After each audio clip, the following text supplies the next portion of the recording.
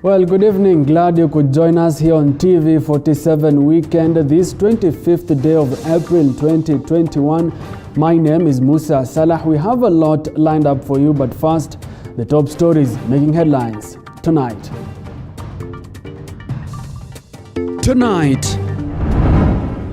The overall prevalence of malaria in Kenya has reduced from 8% documented in 2015 to 5.6%. Malaria prevalence has gone down from 8% to 5.6% in the country, but a malaria vaccine discovery by the Oxford University promises to be what the world just needs in the 100% eradication quest against malaria.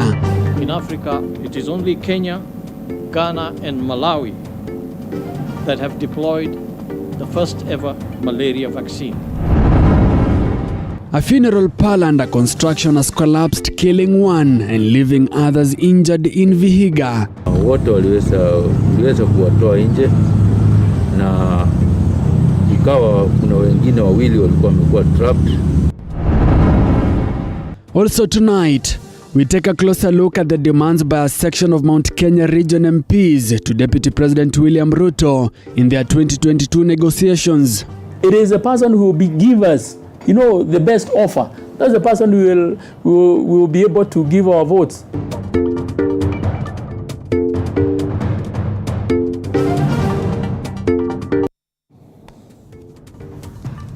All right, welcome to the broadcast. Meaning this is our sign language interpreter.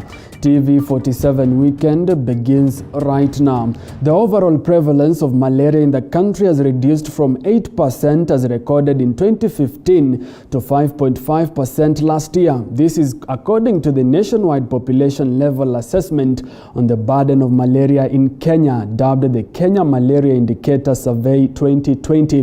The preliminary report released by the Ministry of Health showed that the cases and admissions of patients suffering from the killer disease had also significantly reduced, as Ruth Mulandi now reports. As the world marked the World Malaria Day, the Kenyan government, through the Ministry of Health, says it has made significant progress in the fight against the leading cause of mortality in the country, with the disease now listed among top 10 causes of outpatient visits countrywide. But despite these statistics, the country seems to be on the right path in fighting the killer disease. According to the preliminary report of a nationwide population level assessment on the burden of malaria conducted last year, the overall prevalence of malaria in the country reduced from 8% as documented in 2015 to 5.6%, where the Lake region, which bears the highest disease burden recorded, are reduced prevalence rate from 27% to 19%. The Coast region also recorded a drop from 8% to 4.5%, with the proportion of patients seeking out and inpatient services reducing from 30% to 19% and 20% to 15% respectively. But as we celebrate the gains, we must not lose sight of the ball in our concerted efforts to defeat this disease once and for all. We plan to scale up our current efforts, introduce new strategies, and apply lessons from countries that have recently eliminated malaria. It is through these gains also that the Ministry of Health launched a campaign to disperse 15.7 million insecticide-treated mosquito nets in 27 high malaria burden regions from the 30th of this month, with the aim of reaching 25 million Kenyans at a cost of 8 billion shillings. The Ministry of Health, in accordance with the government's plan to fully eradicate malaria in Kenya, had sought expertise from Cuba, who were successful in their fight against malaria, citing that experts from Cuba had arrived as per a signed agreement between the two countries. Experts from Kenya and Cuba would take a 2-year project on the use of biological methods for control of mosquito vectors. Kenya is now among 2 African countries on the continent to deploy the first ever malaria vaccine, where more than 190,000 children in selected regions across the country having received their first dose of the vaccine. This vaccine is given the first 3 doses are given 1 month apart. Then the the fourth booster dose happens at 20 months after the first dose. It is good news to see that following up on this GSK vaccine, we now have another vaccine that is in its early stages of testing that also might present us with another tool to tackle malaria. It is indeed good news for the country in its fight against malaria, and even in the wake of a vaccine, we are still urged not to let our guards down. Ruth Mulandi, TV47. Well, thank you, Ruth Mulandi, for that report. The 25th of April is the World Malaria Day.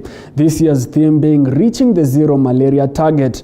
And as our health reporter Zaida Mohammed now reports on this special piece, a malaria vaccine discovery of 77% efficacy by the Oxford University promises to be just what the world needs in the 100% eradication quest against the life-threatening malaria disease.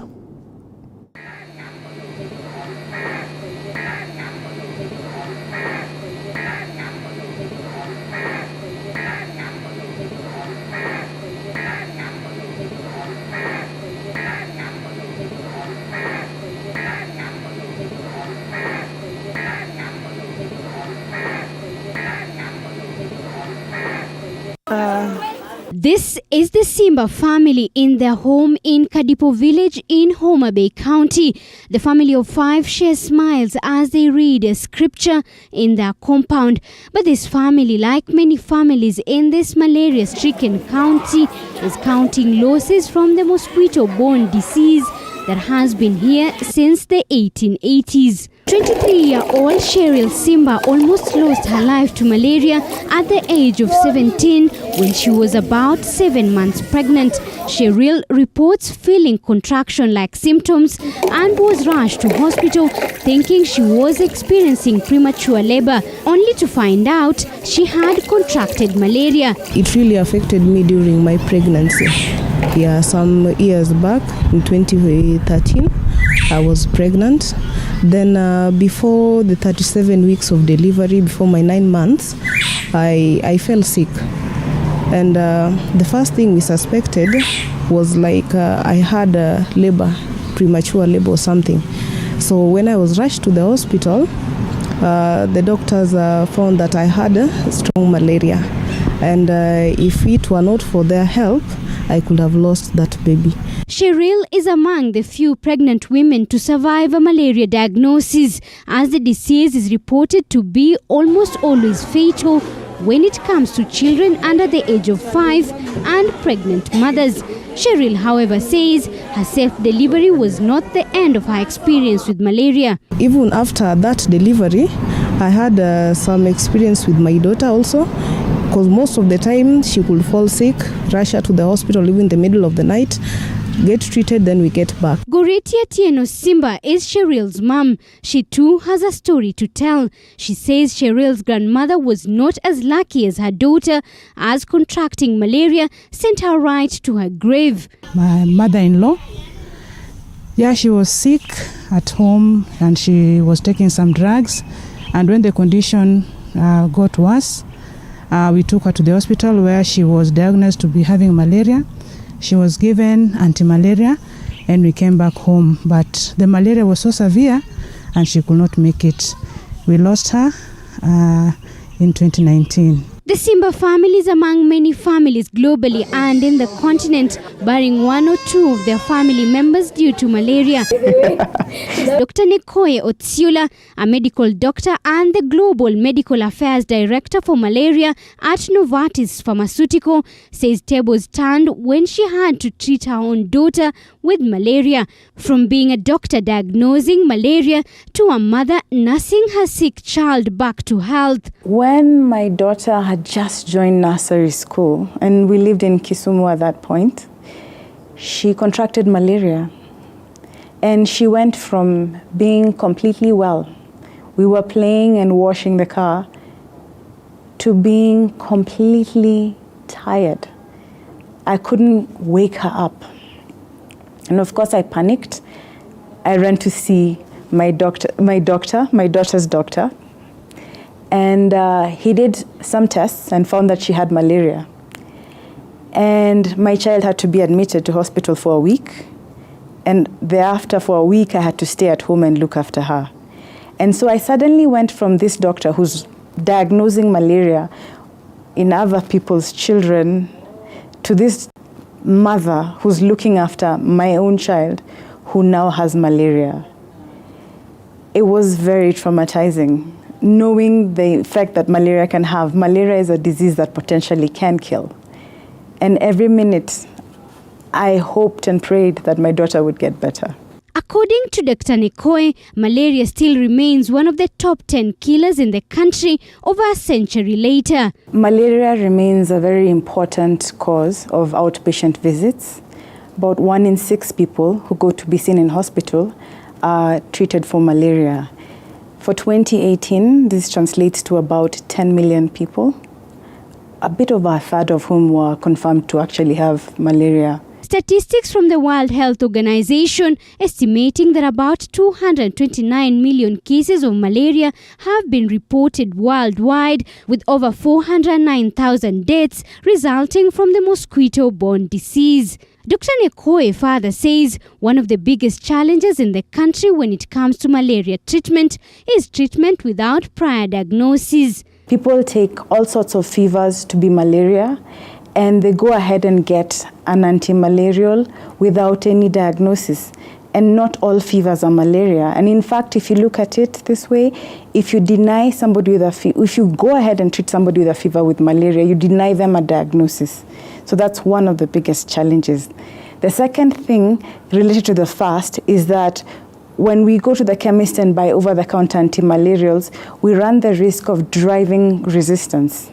And that's a serious issue in terms of malaria control, can come back and impact our ability to control malaria. A survey conducted by the Kenya Malaria Operational Plan shows that in the year 2018, approximately 10 million people were treated for malaria in the country. Out of this, only about 4 million were confirmed cases, making up 40% of the total tally. The survey further shows malaria cases in children under the age of 5 in the same year was about 3 million, 28% of the total number of persons treated with malaria in the year 2018.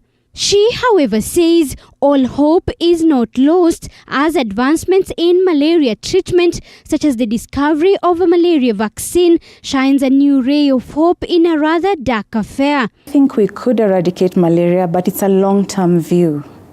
The first step is to control it, to have adequate malaria control, to optimize the tools that we have right now, which include insecticide-treated bed nets, include appropriate diagnosis, preventive malaria drugs for pregnant women and for children under the age of 5, proper case management and treatment with proper quality-assured drugs.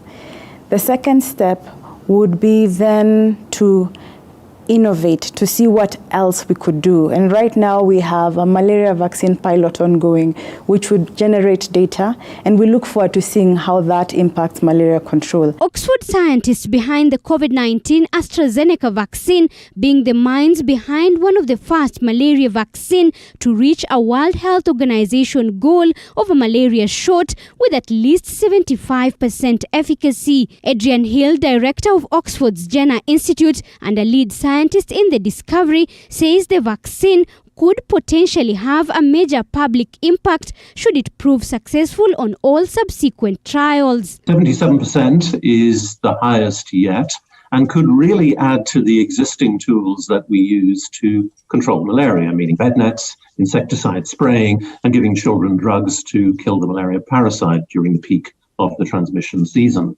The problem is that we're using all those tools today and have been for some years. And since about 2015, there has been no reduction in the overall mortality from malaria in Africa each year. So we're a little bit stuck. Therefore, we need some new tools, and the malaria vaccine would be a fantastic one to have. The vaccine was tried in about 450 children in Burkina Faso and was found to be safe and showed high-level efficacy over 12 months of its follow-up. 5 different locations in Africa in 4 countries, Kenya, Tanzania, Burkina Faso, and Mali, vaccinate young children again, this time 5 to 36 months of age. There'll be almost 5,000 subjects in the trial, and we will follow those for some time, vaccinating them against malaria, or in some cases with a control vaccine, and asking how protective the vaccine is, but very importantly, monitoring those thousands of subjects for safety. According to Dr. Hill, malaria complete eradication by the vaccine is still far from achievable, but it cannot be ruled out completely in a few years to come. A single component vaccine. Our overall program at Oxford is aiming to produce a multi-component vaccine. That won't be ready in the next year or two, but eventually we may be able to improve that efficacy level of 77% right up into the 90s if we can add some more components. But it's really only then you might even begin to think about stopping using other interventions. As the world marks Malaria Day today, the discovery of a malaria vaccine with a 77% efficacy is not only huge, but a promise that the victory in the war against malaria may just be around the corner. Zainab Mohammed, TV47, Nairobi.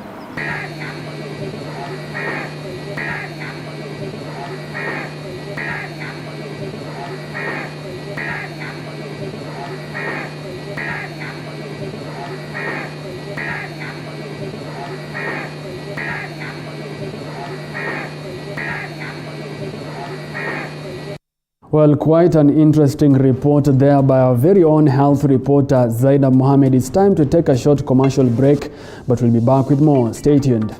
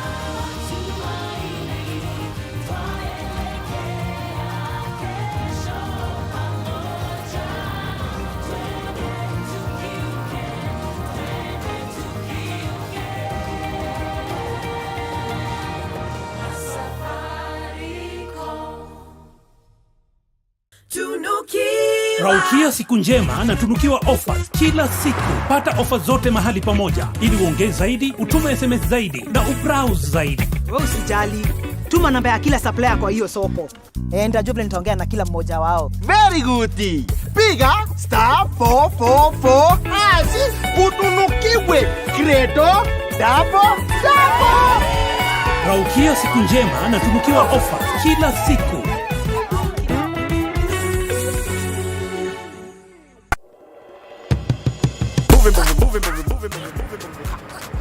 Oh, hi. It's not what you're thinking. It's a cup of coffee. Coffee, movie. Together, coffee with movie. Every Sunday, 8 p.m. on TV47, where we bring you interesting, enticing people. Well, we've concentrated on musicians. Yeah. Yeah. Producers. So now I manage, because telemanagement and events management, I think was my passion. Right about now, we want to go beyond to the counties and to other countries. Out here, let the sun stand still like Joshua time for 3 hours, but this time for only 1 hour. We bring you coffee with movie, interesting, enticing guests. Out here, tunaweza anza tuna Mombasa, Kisumu, Nakuru, twende Uganda, Magufuli Land, TZ, you never know. It is coffee with movie.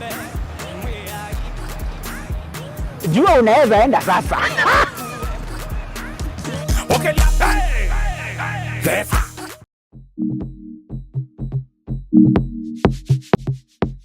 Before the markets open, farmers begin their day, each with a desire to produce the best. But how can they increase the numbers, maintain the standards, Aitoi ile garlic inafaa itoi, that standard garlic, reduce the cost, we spread our risk, and yet remain the best? Kilimo Diaries, every Sunday when the clock hits 7:30 p.m. The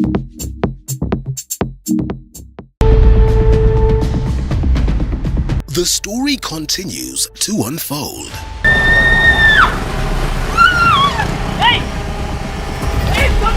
The race to win Abel's heart continues. Mwanamke ataniona, Abel is mine. Mwanamke mgani ni nani huyo na nini mbaya? The betrayal. Manze chinja hakuna blanda sasa ndio huyo madam pale hivi sasa. And the secrets. Jenny, si nikwambia napenda Abel. Nampenda tena sana. Lakini nashindwa venye nitaanza. Lakini nashindwa nitaanza aje. Usichekeshe. Plan ya siri every Saturday at 8 p.m. Did you know that your business keeps our economy running? You need the skill, not the papers.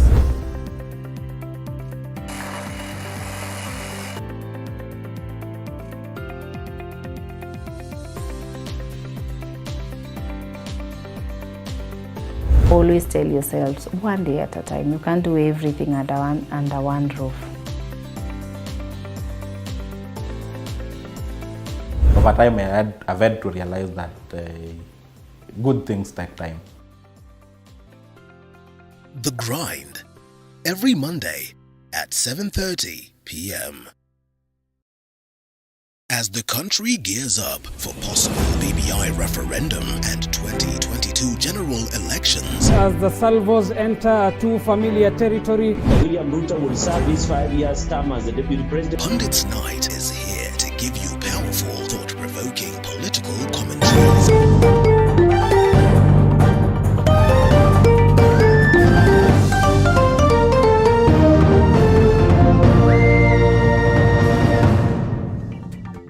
Welcome back. You're watching TV47 Weekend. Now, one person has been confirmed dead while 37 others are nursing injuries after a funeral parlor and a construction collapsed at the Vihiga Referral Hospital this evening. Mudhoni Maina reports. The Directorate of Criminal Investigations, rescue operators and angry residents were all in the midst of the debris trying to salvage what was left. According to the County Police Commandant, Benjamin Ongombe, a total of 38 employees were in the construction site going about their daily duties in putting up a modern county government funeral home facility in Vihiga County when the incident occurred. 36 people have received treatment and were discharged as one person is still recuperating at the Vihiga Referral Hospital. Pomoka na wakati ilipomoka iliweza kutrap watu walikuwa hapo ndani, wale walikuwa wanafanya kazi, walikuwa watu 38 na wote waliweza kuwatoa nje, na ikawa kuna wengine wawili walikuwa wamekuwa trapped. Mmoja tukamtoa ambaye alikuwa na serious injuries hako hospitali, na mmoja alikuwa ameweza kufunikwa na vile vifurusi vya mawe ambayo vilikuwa hapo. The area MCA Nixon Butia refuted the claims that the victims had received treatment, as some had stated that the hospital could not attend to them. He urged the county governor to take affirmative action and come up with a disaster management team to help those affected, as 20 million Kenya shillings is in question on how such funds are being used. Ajabu kabisa ni kwamba hata katika hospitali yetu wala watu ambao wameumia hapa na hii hospitali bado wanarudishwa, hawajapewa matibabu. Kwa hivyo tunamuuliza governor atoke akuja atuambie nini inafanyika katika ikao. Sababu hii ni ushuru yetu, ni ushuru ya wananchi, na tuwezi kaa kama hii vile tumekaa sehemu yetu ya Vihiga. Sababu hatuna disaster management team hapa kwa ground. Na sisi kama MCS tulipitisha budget ya disaster management 20 million. Na hatujaona mtu yoyote akikuja hapa kwa ground kusaidiana mambo ambayo yanaendelea hapa. However, Vihiga residents are blaming the county government for poor inspection and infrastructure in construction sites. Nitaanzisha na nitaendeleza maandamano ya wiki moja kwa kutoka kwa MCS na itakuwa inakuza paka gawa na wa Vihiga huyo Tichilo atuambie ya kwamba kazi yake ni nini. Analeta maendeleo wakati wa mwisho pesa zimekuwa zikikuja zikirudi treasury, na sasa anaanza kutengeneza nyumba mbio mbio ili kuonesha kwamba anafanya kazi. Jambo la mwisho, wa Maragoli sio wajinga. The body of the deceased is still being preserved at the county morgue as investigations are still ongoing. Muthoni Maina, TV47. Quite an unfortunate incident. There are now 9 journalists and Mbeere South Member of Parliament Geoffrey Kigangi were released unconditionally after they were arrested last evening during an eviction exercise in Makima area, Embu County. One person was shot and seriously wounded in the incident. The MP had opposed the evictions, and as Andrin Kilemi now reports, more than 5,000 families have so far been left homeless following the evictions. Mbeere South Member of Parliament Geoffrey Kigangi and 9 journalists were last evening arrested as police continued evicting residents from a disputed piece of land at Makima in Embu County. One person was shot and seriously wounded in the incident. Uniformed police officers arrived at the scene, armed to guard through the process of demolition. Efforts by journalists to identify themselves as accredited by the Media Council of Kenya bore no fruits.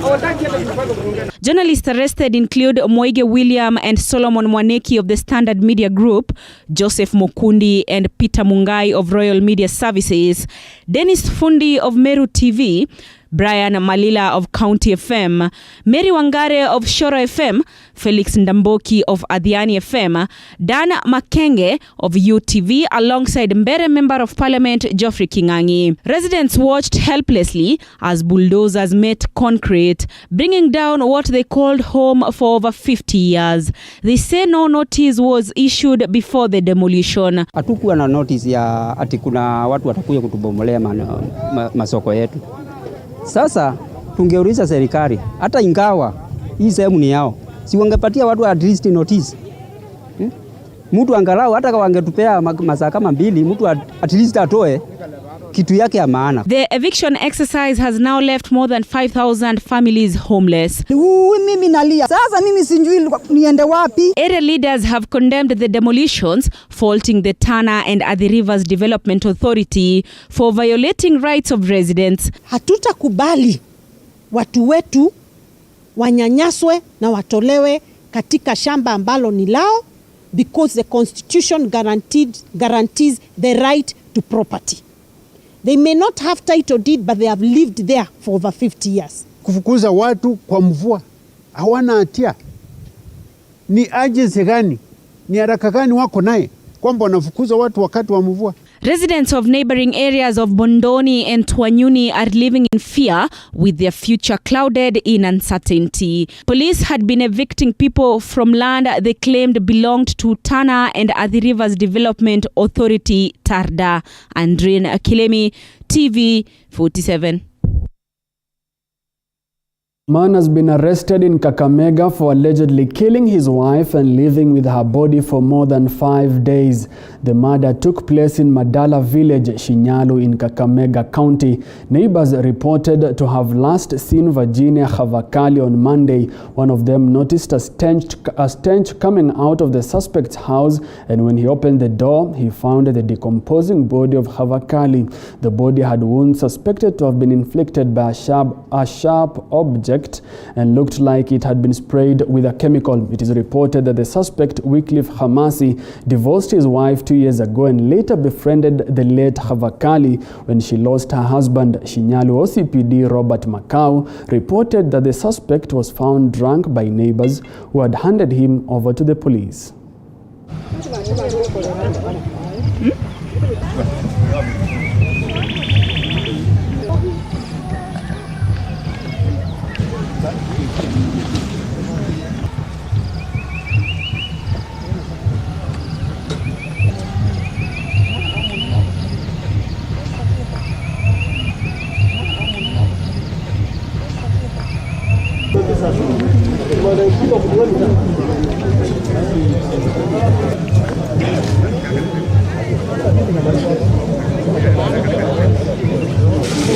Mke ameuawa na bwanake ambaye hata si bwanake kamili, alimridhi tu.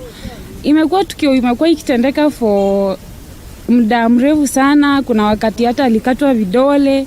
Sasa hivi tumepata ameuawa. Tuko na huzuni sana kwa sababu mtu amekaa kwa nyumba masiku 3 ndio amepatikana amekufa. Tumeshangaa sana, imekuwa huzuni na machozi mingi kwa watu wa Gotv, wamekasirika, wamenungunika, wamelia. Tumeshangaa nini imetokea, hatujui nini imetokea.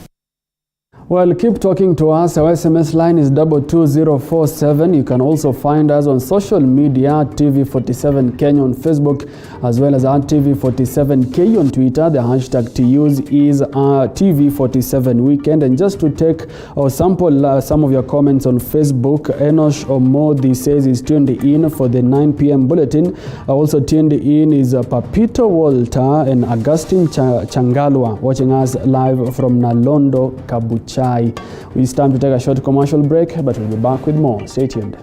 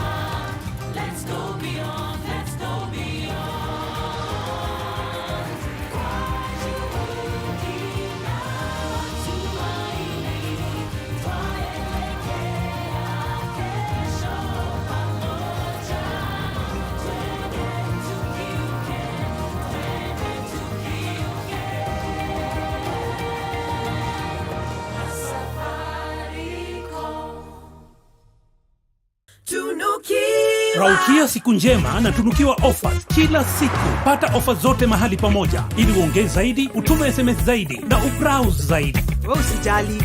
Tuma namba ya kila supplier kwa hiyo soko. Enda Jubilee nitaongea na kila mmoja wao. Very good. Piga *444 utunukiwe Credo double. Raukia siku njema na tunukiwa offers kila siku.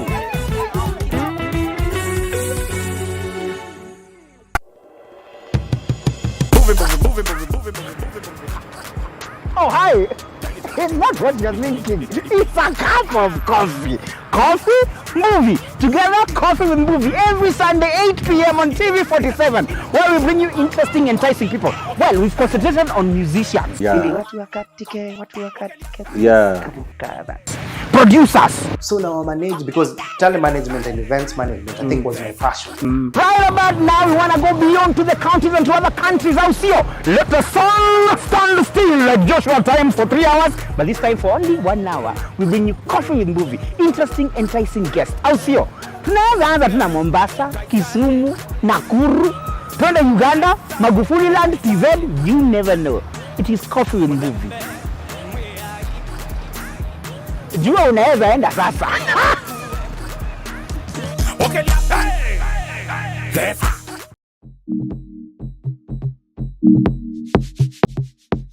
Before the markets open, farmers begin their day, each with the desire to produce the best. But how can they increase the numbers, maintain the standards, Aitoi ile garlic inafaa itoi, that standard garlic, reduce the cost, we spread our risk, and yet remain the best? Kilimo Diaries, every Sunday when the clock hits 7:30 p.m.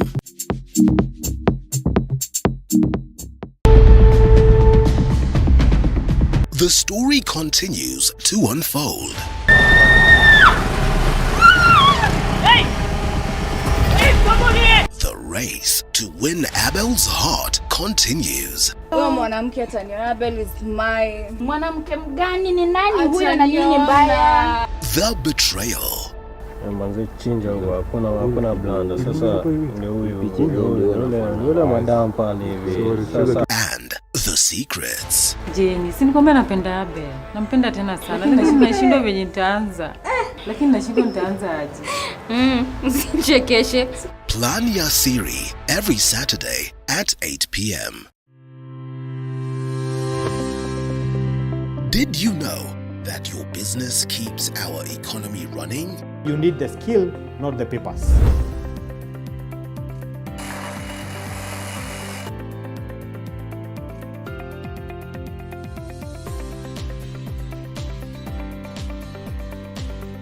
Always tell yourselves, one day at a time. You can't do everything under one roof. Over time, I've had to realize that good things take time. The Grind, every Monday at 7:30 p.m. As the country... Welcome back. You're watching TV47 Weekend. Mogoka farmers in Embu County have threatened to shift to growing other crops.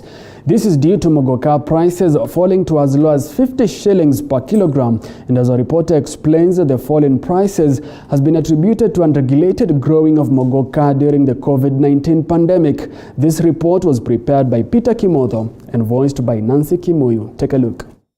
Mogoka farmers in Mbeere sub-counties in Embu County are ready to shift to another form of farming, despite Mbeere being the first region to produce Mogoka in the country before it was approved as a cash crop. Lakini sasa ukiangalia huko Kirinyaga sasa na ni mahali maji iko ya kutosha. Wakipanda miraa hakuna kukauka, lakini hapa kwetu tuko na changamoto moja. Miraa inakauka, sasa wakati mvua imenyesha, bandari hatupata hiyo mavuno. This is the homestead of James Shiangogauki, a Mogoka farmer in Mbeere. The mathematics scholar left lecture rooms for the farm due to the enviable proceeds that Mogoka farming promised. Gauki says that back in the day, the cash crop was paying between 1,300 and 1,500 shillings per kilogram of Mogoka. Changamoto tunapitia saa hii kubwa sana ni bei ya miraa Mogoka imeenda chini kabisa kwa sababu production wakati wa mvua production inakuwa juu na demand iko chini. Gauki has placed 2 acres of his farm on Mogoka trees. His dream of striking it rich with the cash crop is however fast turning into euphoria. Wakati Mogoka iko mingi hata bei yako ya kuchuna inapunguka kulingana vile mmeongea na mwenyewe. Competition is turning the once coveted agribusiness into a loathed enterprise that smallholder farmers are avoiding like a plague. Kirinyaga is among the few counties in the country practicing Mogoka farming today, and due to adequate water sources, Mogoka farming in Kirinyaga is now becoming a mainstay. The farmers in Kirinyaga are giving their counterparts in Embu a literal run for their money. Initially, Embu County was the only Mogoka producing county in Kenya. Now, a glut of sorts is swarming the markets and the price of the leisure leaves has plummeted. During long rain seasons, Mogoka prices plunged to as low as 50 shillings per kg, leaving farmers staring at losses after paying the farm workers and other overheads. It is 8:30 a.m., a chilly morning in Mbeere, but Mogoka pickers have already completed their day's job. They gather their harvest outside James Gauki's house, where it is weighed ready for the market. We joined Gauki on the journey to Muraru market where he sells his produce. Here, hundreds of Mogoka farmers are facing it rough. They literally have no say over the produce they have toiled in the farm for months on end. Mogoka buyers are taking the green gold at a throwaway price, 50 shillings per kilo. Kama kweli miraa yangu ninaponunua natuma pale Ngara kwa soko, natumia ingine kama ni mteja, lakini kwa wakati huu yule mteja wangu ananiitisha miraa kilo 20 something, lakini for now ananiitisha kiwango kidogo sana, kwa maana huko pia kazi hakuna. Nasikizana hata akiuza kilo na 100 na kulipa na 50 kwa kilo, mnagawanya pesa na yeye. Besides the market glut occasioned by many people engaging in Mogoka farming, the COVID-19 pandemic has also contributed to the fall in Mogoka prices. The farmers and the traders in Mararu market know this all too well. However, A majority of them have thrown caution to the wind. They do not obey COVID-19 protocols. Many have no face masks, and those that have them on, they are wearing them badly. This man coughs carelessly in the crowded market.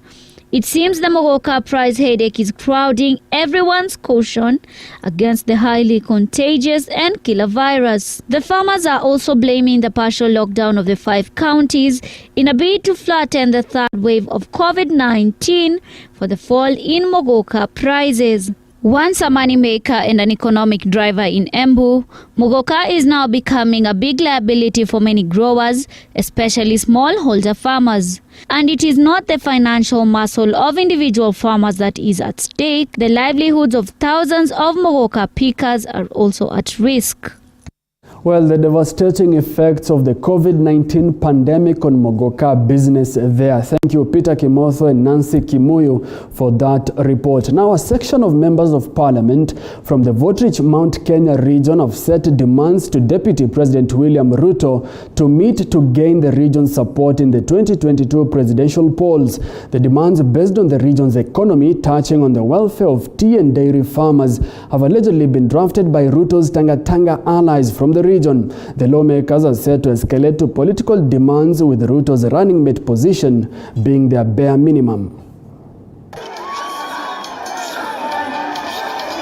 The Mount Kenya region has been a hard nut to crack for Deputy President William Ruto, who has been making constant visits to the vote-rich region to woo voters to elect him as president in his plans to succeed President Uhuru Kenyatta next year. After a series of meetings by members of parliament from the Mount Kenya region to discuss the economic revival and political prosperity of the region, the MPs allied to Deputy President William Ruto have now drawn a proposal to the Deputy President requesting to have talks with him ahead of next year's polls. Tunataka mazungumzo yawe sio mazungumzo ya kuzungumzia vyeo na viti. Tunataka tuanzie mazungumzo na yawe yanazingatia tabu na maisha ya mwananchi ambaye tunamwakilisha. We are really just only focusing at this point and in this phase on economic growth of the country, on getting us back on track, and once we are back on track, then every Kenyan will be happy. You know very well that the government that we elected before and the government that came after the handshake is different.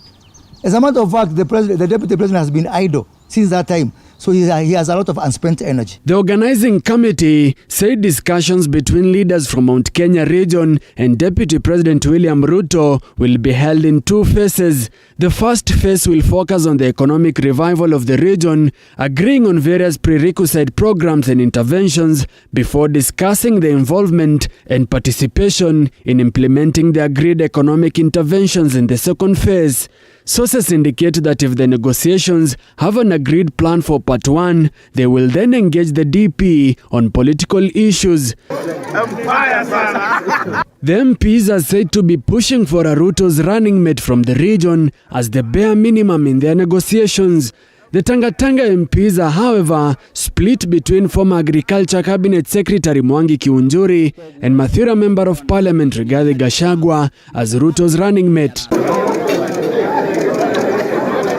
Ruto's 2022 ambitions and inclination towards his new political outfit, the United Democratic Alliance UDA, previously known as the Party for Development and Reforms PDR, has caused jitters within the Jubilee Party. A section of Jubilee MPs have asked the Deputy President to ship out, with his Mount Kenya allies coming to his defense, claiming the Jubilee Party's future post-2022 is uncertain.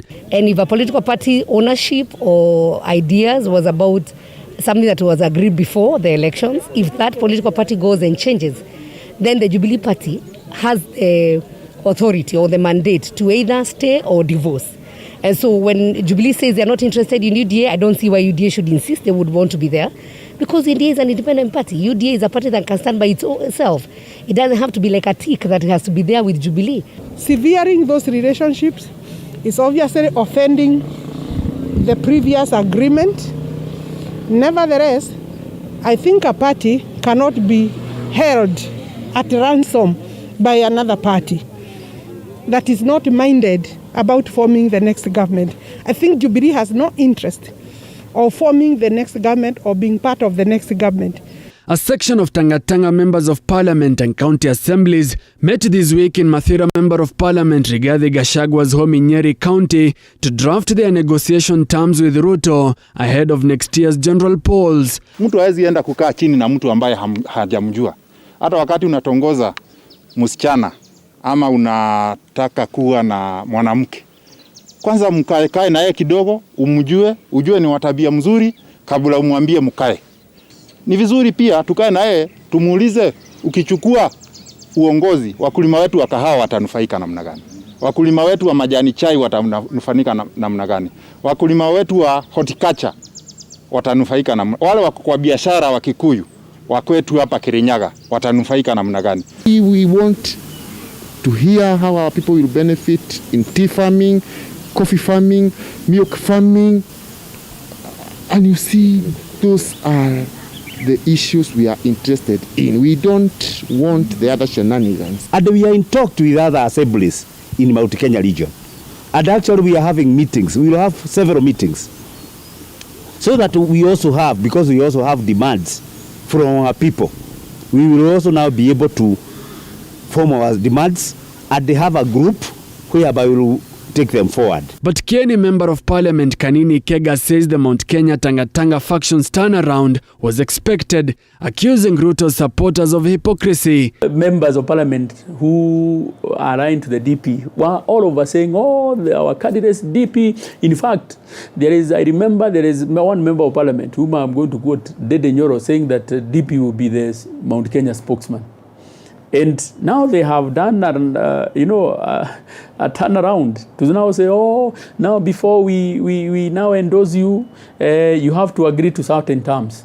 It's like a lady, a beautiful lady who has, instead of waiting for her to be proposed, she is now herself taking herself to the husband and staying with the husband, getting 2 kids. And then when they have 2 kids, that's the time now that she is saying, oh, we need to go and see our parents. We need to negotiate for dowry. The husband might refuse and say, my goodness, I don't want you. That is the situation those guys are in. We have always said from the word go that we are that beautiful girl in Mount Kenya, with 8 million votes. You cannot be the one, taking yourself, to the suitors who have 1 million votes. It is incumbent of them to come and ask for us. And that is the stand that we have been having. But the Tanga group in Jubilee Party is not the only team regrouping to shape the 2022 succession politics. Several Kieleweke legislators have been trooping to ODM leader Raila Odinga's home in Karen with goodies to negotiate their way to the high table. This, Ruto allies say, is no different from their new negotiation package with Ruto. Nobody is telling them they are doing anything wrong. We have not even been telling them anything. They can take him goats, they can take him quails if they wish, they can take him chicken. But when we come here to negotiate, we say we support negotiations with the expected next president of this republic. These people should not raise issues. President Kenyatta's political debt to his deputy has divided the region. The Kieleweke faction insisting that the region does not owe Ruto any political debts. For us, we have said clearly that we have not made any commitment to anybody. It is a person who will give us, the best offer. That's the person who will be able to give our votes. But it is not one individual, basically because you have made a side bet, that's the person you are going to, because you have negotiated for a position. But the two factions in the mountain seem to be agreeing on one thing. Viongozi wanakutana ndio waweze kutetea watu wao tukienda mbele. Kwa sababu hii serikali ya Uhuru Kenyatta ataritaya 2022. Kutakuwa na serikali nyingine itakuja. Kwa hivyo wale wananuia uongozi kama deputy president na wengine ambao wanaungana, sioni kukiwa na ubaya wote viongozi kukaa chini na viongozi kama hao na kufikiria vile watu wetu watafikiriwa mambo ya hiyo ukulima tunasema, mambo ya uchumi wao, kabla hata tuanze kuongea mambo ya vyeo. What is important for our area is the economic benefits we are going to get from that government that is going to come. It's not about positions. We have had those positions even during KANU. We even had the vice president. We had ministers from Mount Kenya. yet we had no development agenda in our area because it was given to individuals. A family in Mbwani village, Machakos County has finally buried the body of its family matriarch, which has been lying in a mortuary for the last 17 years. Esther Nzakwa Kitivo died on the 31st of August 2004 at the age of 93 years, and her interment flopped due to a land dispute. Sharon Baranga reports. The late Esther Nzakwa remains have been lying at Machakos funeral home for the last 17 years. But today, she finally rests after the family organized for her funeral. The 93-year-old died on 31st August 2004, and the family could not bury her immediately due to a land dispute. And all this period has been a period of trailing and many other answers. But today, we thank God. This is a new dawn because we have taken her to our earthly house, waiting for the rapture. The burial ceremony lasted slightly more than an hour. A number of police officers were present to ensure order. Esther was buried in one of her son's home, pending determination of the ongoing land case. Most of our siblings, we now feel a bit relieved. We feel relieved. And I thank all who have really assisted us. We cried, we mourned, and tears were even dried because of time and all that. This is the end of a long and tormenting period. We've had time, sleepless nights, but today we are happy that this has come to an end and a peaceful end. The mortuary bill shot up to over 3 million shillings. Nzakwa was the first of 3 wives of Gideon Kitivo Ndambuki, who died on 13th December 2000 at the age of 100. We seek cooperation. We seek respect. If you are the first wife, respect your husband. If you are the second wife, respect the second wife. If you are the last wife, respect the second and the first wife. The land dispute case has been handled by 7 judges of the High Court and Court of Appeal.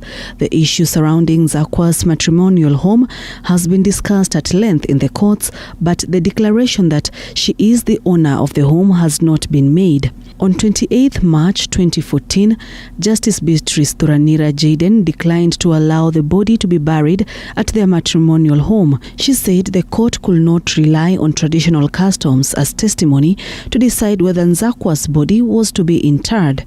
An attempt to bury Nzakwa in 2004 flopped when one of her stepsons claimed to have consent from the Land Control Board. The consent said the home belonged to the stepson. He obtained a permanent injunction from a magistrate in Machakos. The family, however, insisted that Nzakwa could only be buried at her home. The family says, according to Kamba customs, the first wife is usually buried adjacent to her husband at their matrimonial home. Sharon Baranga, TV47.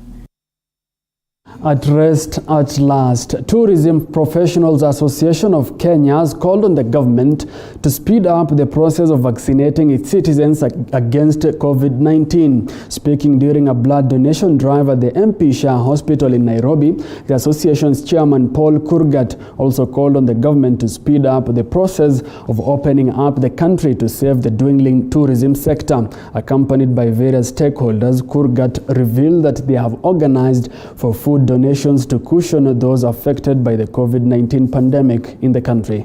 As it is right now, not many of us are at work. Nearly 95% of us are not on duty, obviously because of the COVID pandemic. And we felt that it is important to call on the government to speed up the processes of vaccination so that we get confidence from the source markets of business that we do in this country, to give us more people to come into this country and we get back to business. The continued lockdown of the country and within the 5 counties in Nairobi is further hurting us, and we ask the government to really work hard to speed up the process. We want to call upon all professionals in the industry to take up the vaccination, to instill confidence in the passengers that they will be carrying in their vehicles, in accommodating in their hotels. We want to give that confidence by actually getting all of us vaccinated. The pandemic is definitely causing a lot of challenges and crises. And one of those crises is none other than in our tourism and hotel sector, where a lot of